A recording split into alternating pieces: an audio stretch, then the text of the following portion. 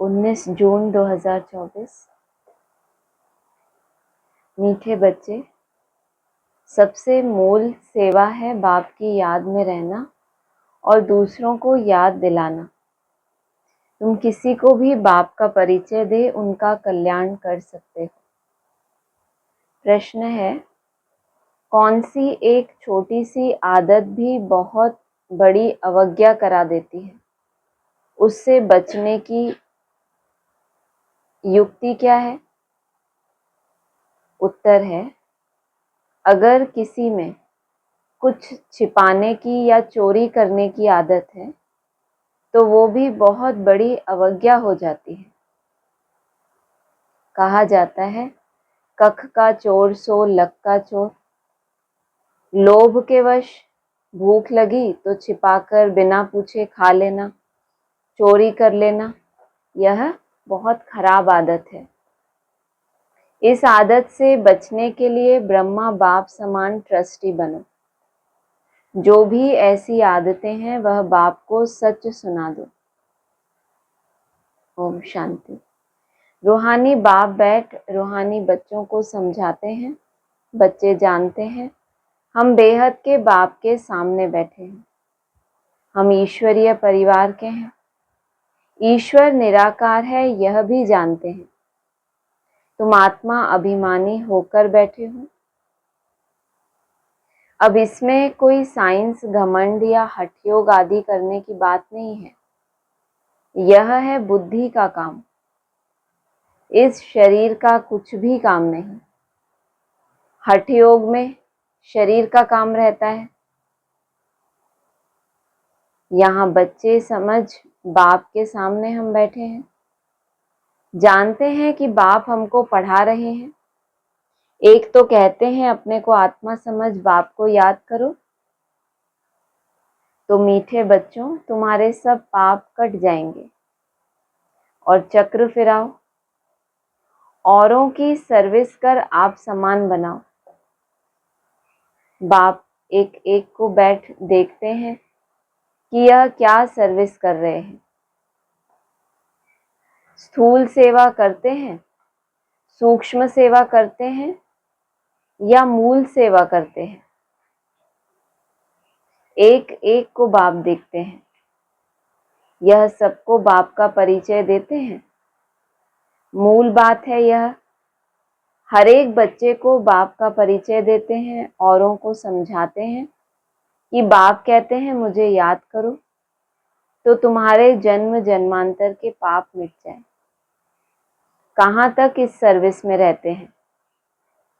अपने से भेंट करते हैं। सबसे जास्ती सर्विस कौन करते हैं?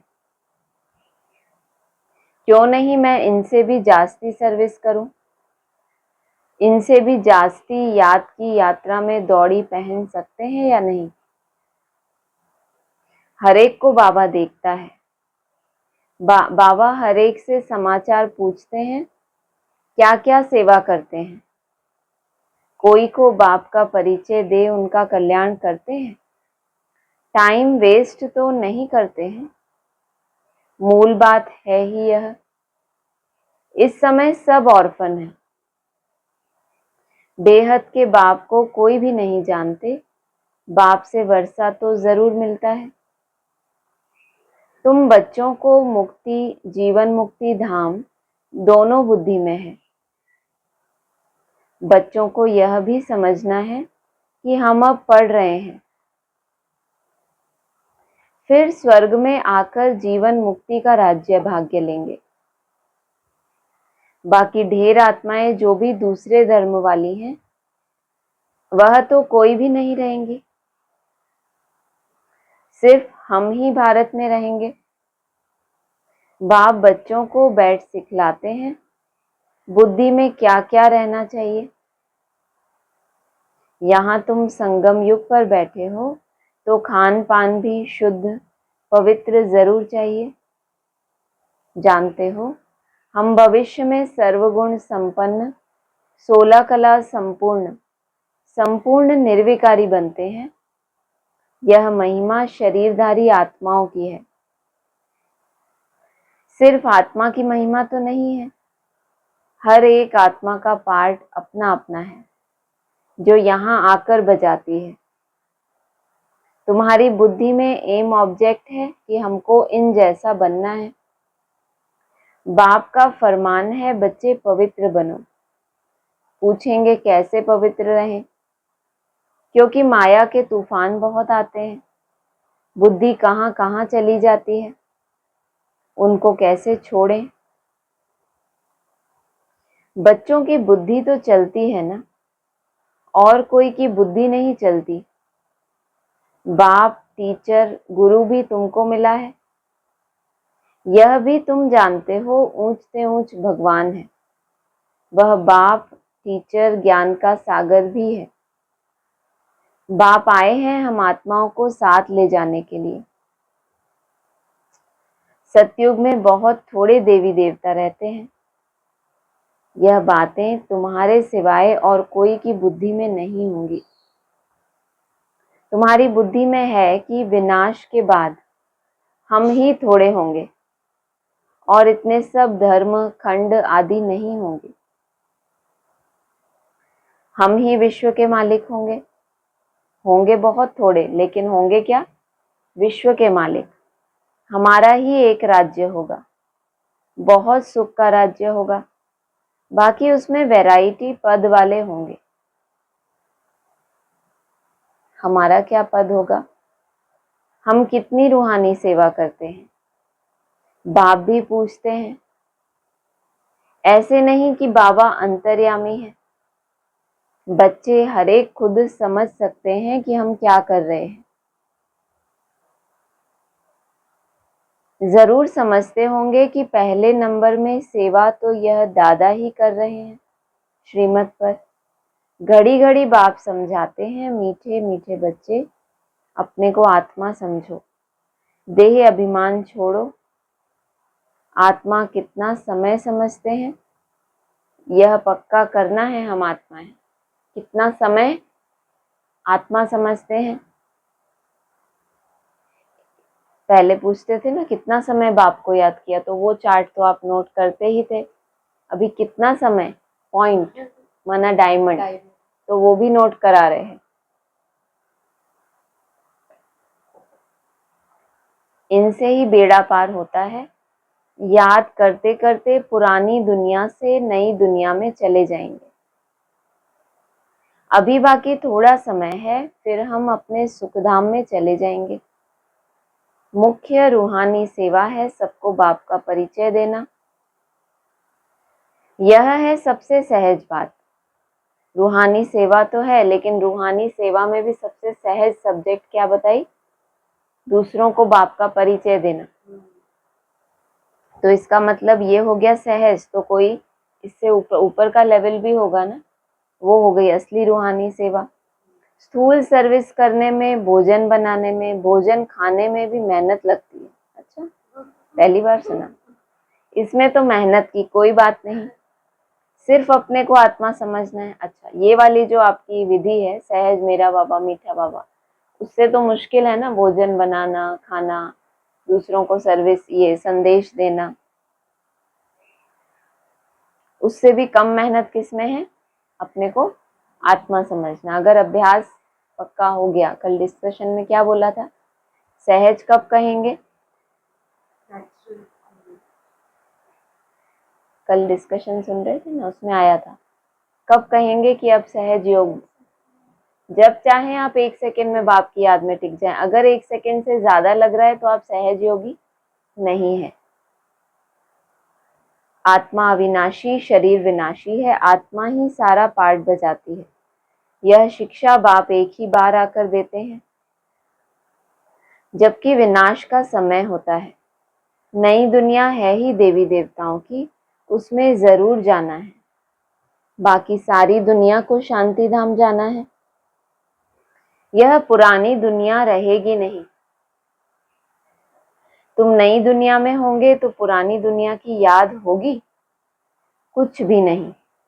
तुम स्वर्ग में ही होंगे, राज्य करते होंगे। यह बुद्धि में रहने से खुशी होती है। स्वर्ग को अनेक नाम दिए जाते हैं, नरक को भी अनेक नाम दिए हुए हैं। पाप आत्माओं की दुनिया, हेल, दुखधाम। अभी तुम बच्चे जानते हो बेहद का बाप एक ही है, हम उनके सिकीलधे बच्चे हैं। तो ऐसे बाप से लव भी बहुत होना चाहिए। बाप का भी बहुत लव है बच्चों में, जो बहुत सेवा करते हैं, कांटों को फूल बनाते हैं। मनुष्य से देवता बनना है ना, बाप खुद नहीं बनते, हमको बनाने आए हैं। तो अंदर में बहुत खुशी होनी चाहिए। स्वर्ग में हम कौन सा पद पाएंगे, हम क्या सेवा करते हैं। घर में नौकर चाकर हैं, उनको भी पहचान देनी चाहिए। जो खुद कनेक्शन में आते हैं उनको शिक्षा देनी चाहिए। सबकी सेवा करनी है ना, अबलाओं की, गरीबों की, भीलनियों की। गरीब तो बहुत हैं, वह सुधर जाएंगे, कोई पाप आदि नहीं करेंगे, नहीं तो पाप कर्म करते रहेंगे। देखते हो झूठ चोरी भी कितनी है, नौकर लोग भी चोरी कर लेते हैं। नहीं तो घर में बच्चे हैं तो ताला क्यों लगाएं। परंतु आजकल के बच्चे भी चोर बन पड़ते हैं, कुछ न कुछ छुपा कर उठा लेते हैं। किसी को भूख लगती है तो लालच के कारण खा लेते हैं। लोभ वाला जरूर कुछ चोरी करके खाता होगा। भूख तो सभी को लगती है, लेकिन लोभ वाले की विशेषता क्या है कि वो छुपा के खाएगा, दिखाना भी नहीं चाहेगा कि मैं खा रहा हूं, लेकिन खाएगा भी जरूर। यह तो शिव बाबा का भंडारा है, इसमें तो पाई की भी चोरी नहीं करनी चाहिए। ब्रह्मा तो ट्रस्टी है। बेहद का भाव भगवान तुम्हारे पास आया है। भगवान के घर में कभी कोई चोरी करता होगा? स्वप्न में भी नहीं। कितना डरते हैं भक्ति मार्ग में भी।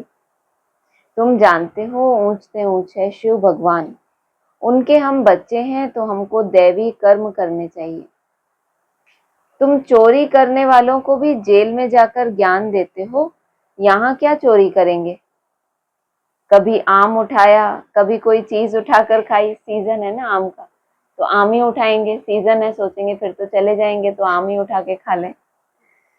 तो यह भी चोरी है ना। कोई भी चीज आपने उठाकर खाई बिना पूछे यज्ञ में, तो फिर वो क्या हो गया, चोरी हो गई।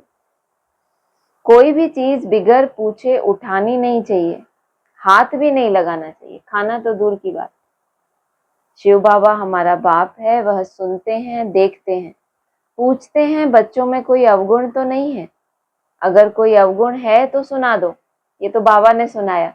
अगर ये अवगुण तुम्हारे में है तो क्या करो, बाबा को सुना दो, दान में दे दो। सुना दिया माना आपने दान में दे दिया, फिर वो अवगुण आपका नहीं रहा, फिर बाबा मदद करेगा उसे छुड़ाने में। दान में देकर फिर कोई अवज्ञा करेंगे तो बहुत सजाएं खाएंगे। चोरी की आदत बहुत बुरी होती है। समझो कोई साइकिल उठाते हैं, पकड़े जाते हैं। कोई दुकान में गए, बिस्किट का डिब्बा छिपा लिया या कोई छोटी छोटी चीजें छिपा लेते हैं, तो दुकान वाले बड़ी संभाल रखते हैं। तो यह भी बहुत बड़ी गवर्नमेंट है। पांडव गवर्नमेंट अपना दैवीय राज्य स्थापन कर रही है। बाप कहते हैं मैं तो राज्य नहीं करता, तुम पांडव ही राज्य करते हो। उन्होंने फिर पांडवपति श्री कृष्ण को कह दिया है। पांडव पिता कौन है तुम जानते हो, सामने बैठे हैं। हर एक अंदर में समझ सकते हैं हम बाबा की क्या सेवा करते हैं। बाबा हमको विश्व की बादशाही दे, खुद वानप्रस्थ में चले जाते हैं। कितनी निष्काम सेवा करते हैं, सब सुखी और शांत हो जाते हैं। वह तो सिर्फ कहते हैं विश्व में शांति हो, शांति की प्राइज देते रहते हैं। यहाँ तुम बच्चे जानते हो हमको तो बहुत भारी प्राइज मिलती है। जो अच्छी सर्विस करते हैं उनको बड़ी प्राइज मिलती है। ऊंच से ऊंच सेवा है बाप का परिचय देना, यह तो कोई भी कर सकते हैं। बच्चों को देवता बनना है तो सेवा भी करनी चाहिए ना। इनको देखो, यह भी लौकिक परिवार वाला था ना, इनसे बाबा ने कराया। इनमें प्रवेश कर इनको भी कहते हैं तो तुमको भी कहते हैं। प्रवेश इनमें कहते हैं, लेकिन इनको भी कहते हैं और तुमको भी कहते हैं कि यह करो। हमको कैसे कहेंगे? हमारे में प्रवेश होकर कराते हैं। करन करावनहार है ना। बैठे बैठे कहा कि यह छोड़ो, यह तो छीछी दुनिया है। अचानक क्या हुआ? बैठे बैठे क्या डायरेक्शन मिला? छोड़ो, तो रेडी हो गए। कौन? किसको बोला छोड़ो सब कुछ? ब्रह्मा बाबा को। तो जो बोला ना, इनमें प्रवेश कर, इनको पढ़ाते हैं तो तुमको भी पढ़ाते हैं, तो तुमको भी कभी डायरेक्शन आ सकता है ना। क्या? छोड़ो, चलो वैकुंठ, चलो वैकुंठ, यही बोला है। अब वैकुंठ का मालिक बनना है, बस वैराग आ गया। सब समझते थे इनको क्या हुआ है, इतना अच्छा जबरदस्त फायदे वाला व्यापारी, और यह क्या करते हैं? सोचो कितना बड़ा बिजनेस था उनका, कितना फायदा होता था, वो भी छोड़ दिया। और जो निर्बंधन है, उनको आदेश है छोड़ो, तो कोई मुसीबत छोड़ने में। बनना क्या है? वैकुंठ का मालिक। अभी तक जिसके बारे में सिर्फ सुना है मुरलियों में, शब्द ही जानते हैं। वैकुंठ माना जहाँ कोई कुंठा नहीं, शब्द का अर्थ ही तो जाना, वैकुंठ की स्थिति को तो नहीं जाना। तो वो अनुभव करना है, तो फिर बाबा ने डायरेक्शन दिया छोड़ो, तो वो अनुभूति करो। पता थोड़ी ही था कि यह क्या जाकर करेंगे। छोड़ना कोई बड़ी बात थोड़ी है, बस सब कुछ त्याग दिया और सबको भी त्याग कराया। बच्ची को भी त्याग कराया, शुभ भावना थी ना, तो उसको भी क्या कराया। कोई कोई से बाबा त्याग करा लेते हैं, उनका भाग्य बनाना है। अब यह रूहानी सेवा करनी है, सबको पवित्र बनाना है। सब कहते थे हम ज्ञान अमृत पीने जाते हैं, नाम माता का लेते थे। ओम राधे के पास ज्ञान अमृत पीने जाते हैं। किसने यह युक्ति रची? शिव बाबा ने इनमें प्रवेश कर कितनी अच्छी युक्ति रची। जो कोई आएगा ज्ञान अमृत पिएगा। यह भी गायन है, अमृत छोड़ विष काहे को खाए। विष छोड़ ज्ञान अमृत पीकर पावन देवता बनना है। शुरू में यह बात थी, कोई भी आता था तो उनको कहते थे पावन बनो। अमृत पीना है तो विष को छोड़ देना है। पावन वैकुंठ का मालिक बनना है तो एक को ही याद करना है। तो जरूर झगड़ा चलेगा ना। शुरू की खिटपिट अभी तक चलती आई है। अबलाओं पर कितने अत्याचार होते हैं। जितना तुम बहुत पक्के होते जाएंगे, फिर समझेंगे पवित्रता तो अच्छी है। जो अभी अबलाएं बनी हैं, मना अपने अंदर ही बल नहीं है, तो उनके ऊपर क्या होते हैं? अत्याचार। जब वो खुद पवित्र बनती जाएंगी, तो वो भी समझेंगे कि पवित्रता क्या है, अच्छी है। उनके लिए ही पुकारते हैं, बाबा आकर हमको पावन बनाओ। पहले तुम्हारे भी कैरेक्टर क्या थे, अभी क्या बन रहे हो। आगे तो देवताओं के पास आगे जाकर कहते थे हम पापी हैं, अभी ऐसे नहीं कहेंगे, क्योंकि तुम जानते हो कि हम अभी यह बन रहे हैं। बच्चों को अपने से पूछना चाहिए हम कहाँ तक सेवा करते हैं।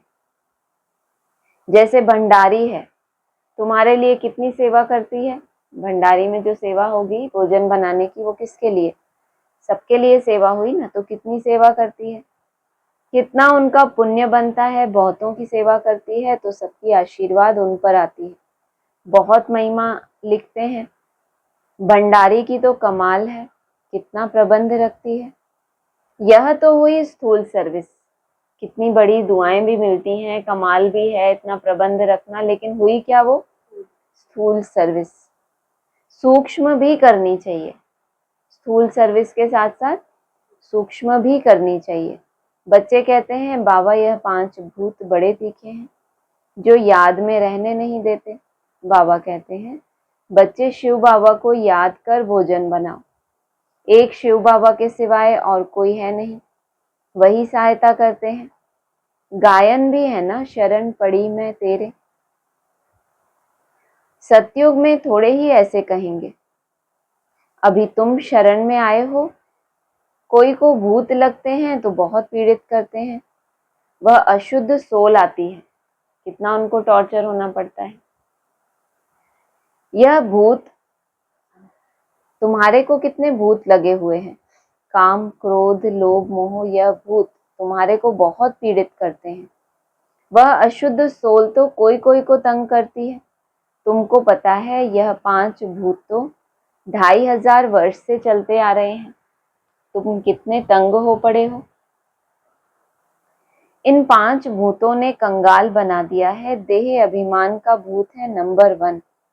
काम का भी बड़ा भूत है। उन्होंने तुमको कितना सताया। यह भी बाप ने बतलाया है। कल्प कल्प तुमको यह भूत लगते हैं। यथा राजा रानी तथा प्रजा सबको भूत लगा हुआ है, तो इसे भूतों की दुनिया कहेंगे। रावण राज्य माना आसुरी राज्य। सतयुग त्रेता में भूत होते नहीं। एक भूत भी कितना तंग कर देता है। एक सोल भी किसी में अगर प्रवेश कर जाए तो कितना तंग करती है, इनका किसी को पता नहीं। 5 विकारों रूपी रावण का भूत है, जिससे बाप आकर छुड़ाते हैं। तुम्हारे में भी कोई कोई सेंसिबल है, जिनकी बुद्धि में बैठता है। इस जन्म में तो ऐसा कोई काम नहीं करना। चोरी की, देह अभिमान आया तो रिजल्ट क्या होगी? पद भ्रष्ट हो जाएगा। कुछ न कुछ उठा लेते हैं। कहते हैं कख का चोर सो लख का चोर। यज्ञ में तो ऐसा काम कभी नहीं करना। आदत पड़ जाती है तो फिर कभी छूटती नहीं है। कितना माथा मारते हैं। अच्छा, मीठे मीठे सिकी लदे बच्चों प्रति माता पिता बाप दादा का याद प्यार गुड मॉर्निंग। रूहानी बाप की रूहानी बच्चों को नमस्ते। रूहानी बच्चों की रूहानी बाप दादा को नमस्ते। धारणा के लिए सार है, स्थूल सेवा के साथ साथ सूक्ष्म और मूल सेवा भी करनी है। सबको बाप का परिचय देना, आत्माओं का कल्याण करना, याद की यात्रा में रहना, यह है सच्ची सेवा। इसी सेवा में बिजी रहना है, अपना समय वेस्ट नहीं करना। दूसरा है सेंसिबल बन 5 विकारों रूपी भूतों पर विजय प्राप्त करनी है। चोरी या झूठ बोलने की आदत निकाल देनी है। दान में दी हुई चीज वापस नहीं लेनी है। वरदान है शरीर की व्याधियों के चिंतन से मुक्त। शरीर की व्याधियों से मुक्त नहीं बोला, उन व्याधियों के चिंतन से मुक्त। ज्ञान चिंतन या स्व चिंतन करने वाले शुभ चिंतक भव। चिंतन जितना करते हैं जिस भी चीज के बारे में, वो बढ़ती है या कम हो जाती है। जो भी संकल्प आप बार बार करेंगे, मुझे सिर दर्द हो रहा है, मुझे सिर दर्द हो रहा है, बार बार वही चिंतन करेंगे तो बढ़ जाएगा या खत्म हो जाएगा। जिस भी चीज का चिंतन करोगे आपकी सारी शक्ति वहां, संकल्प क्या है? शक्ति है। शक्ति है ना संकल्प। बार बार संकल्प कर रहे हो तो शक्ति कहाँ ट्रांसफर हो रही है आपकी? मन के पास एक ही तो शक्ति है, संकल्प शक्ति। तो उसको व्याधियों के चिंतन से मुक्त कर देना है। एक है शरीर की व्याधि आना, ये एक परिस्थिति कि शरीर में कोई व्याधि आ गई। दूसरा है उस व्याधि में हिल जाना। किसका हिल जाना? मन बुद्धि का हिल जाना। व्याधि आना यह तो भावी है। यह तो क्या है? भावी है, अनेक जन्मों के हिसाब किताब है। लेकिन श्रेष्ठ स्थिति का हिल जाना, इसको क्या कहेंगे? बंधन युक्त की निशानी है। जो शरीर की व्याधि के चिंतन से मुक्त रहकर स्वचिंतन ज्ञान चिंतन करते हैं, वही शुभ चिंतक है। माना डिटैच होने की ये भी एक क्या है? निशानी है कि व्याधि के होते हुए आपका चिंतन उसकी तरफ ना जाए। प्रकृति का चिंतन ज्यादा करने से क्या हो जाता है? चिंता का रूप हो जाता है तो प्रकृति ना, उसको समझना है, उसके लिए हमें उसकी खातिरी करनी है कि कैसे इसको ठीक करे। लेकिन चिंतन करने से ज्यादा क्या हो जाएगा? चिंता का रूप। तो देखना है कि हम सिर्फ चिंतन करके समाधान कर रहे हैं या उसकी चिंता कर रहे हैं। इस बंधन से मुक्त होना, इसको ही कर्मातीत स्थिति कहा जाता है। लो, ये कितनी सरल कर्मातीत स्थिति है। कर्मातीत स्थिति ये हमारी पहुंच के बाहर है या ये पहुंच के अंदर है? कि हमारा कर्म भोग आया, बड़ा कर्म भोग आया, अचानक आया। आप देख रहे हो चिंतन कोई नहीं चल रहा, लेकिन वो दर्द भी हो रहा है। जैसे आप साक्षी होके उसको भोग रहे हो, छटपटा भी नहीं रहे कि इसके लिए क्या करूं क्या करूं। कोई चिंता नहीं। आपको ये निश्चय है कि ये आया भी है। और ऐसे ही जैसे माया के कोई संकल्प विकल्प आते हैं, फिर एक टाइम के बाद क्या होता है? चले जाते हैं। हम क्या करते हैं, मेरा बाबा मीठा बाबा, और वो चले जाते हैं। ऐसे ही ये प्रकृति की व्याधि भी क्या है, आई है, मेरा बाबा मीठा बाबा करते करते चली भी जाएगी। स्लोगन है, स्नेह की शक्ति समस्या रूपी पहाड़ को पानी जैसा हल्का बना देती है। कैसे? स्नेह की शक्ति है, समस्या रूपी पहाड़ को पानी जैसा हल्का बना देती है। कहते हैं ना, किसी से स्नेह हो जाता है तो खुद को बदलना मुश्किल नहीं होता। कन्या की शादी होती है तो जिस परिवार में जाती है तो खुद को बदलती है ना वहां के हिसाब से। क्यों? क्योंकि उसका स्नेह है, स्नेह जुड़ गया तो जैसा स्नेही को पसंद है वो वैसा अपने को ढालते हैं। तो स्नेह में बदलना कोई, तो स्नेह की शक्ति है, कितनी भी बड़ी समस्या हो आपको क्या कर देती है, हल्का। अच्छा, ओम शांति।